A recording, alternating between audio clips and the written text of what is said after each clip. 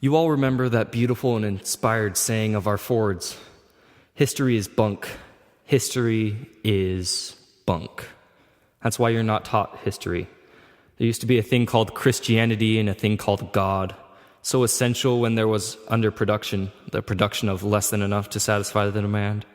But in the age of machines and the fixation of nitrogen, positively a crime against society.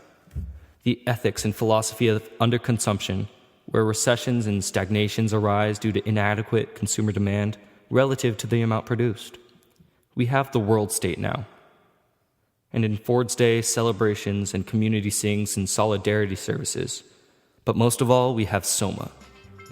There was this thing called heaven, but all the same, they used to drink enormous quantities of alcohol. There was a thing called the soul and a thing called immortality, but they used to take morphine and cocaine. 2,000 pharmacologists and biochemists were subsidized in AP 178. 6 years later, Soma was being produced commercially, the perfect drug. Euphoric, narcotic, pleasantly hallucinant. All the advantages of Christianity and alcohol, and none of the defects. Take a holiday from reality whenever you like, without ever having to come back to a headache or a fit of vomiting, without ever being made to feel as though you'd done something so shamefully antisocial that you could never hold your head up again. Soma plays none of these unpleasant tricks.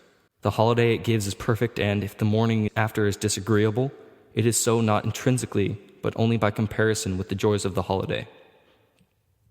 The world is stable now. People are happy, they get what they want, and they never want what they can't get. They're well off, they're safe, they're never ill, they're not afraid of death, they're blissfully ignorant of passion in old age. They're plagued with no mothers or fathers, they've got no wives or children or lovers to feel strongly about. They're so conditioned that they practically can't help behaving as they ought to behave.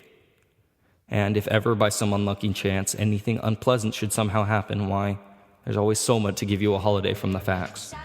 There's always Soma to calm your anger, to reconcile you to your enemies, to make you patient and long-suffering. In the past, you can only accomplish these things by making a great effort and years of hard moral training. Now you swallow 2 or 3 half-gram tablets and there you are. Anybody can be virtuous now. You can carry at least half of your morality in a bottle. Christianity without tears. That's what Soma is.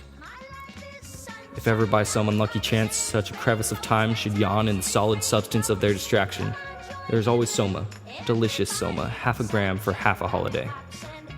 A gram for a weekend, 2 grams for a trip to the gorgeous East, 3 for a dark eternity on the moon.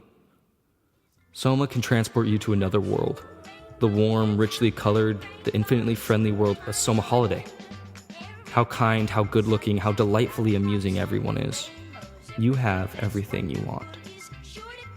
Soma can raise a quite impenetrable wall between the actual universe and your mind, and yet one will never forget to take all the contraceptive precautions prescribed by the regulations due to years of conditioning.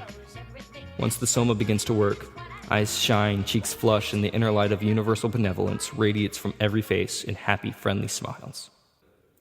Within 10 minutes of taking 6 half-gram tablets of Soma, you can embark for lunar eternity, at least 18 hours without any interruption.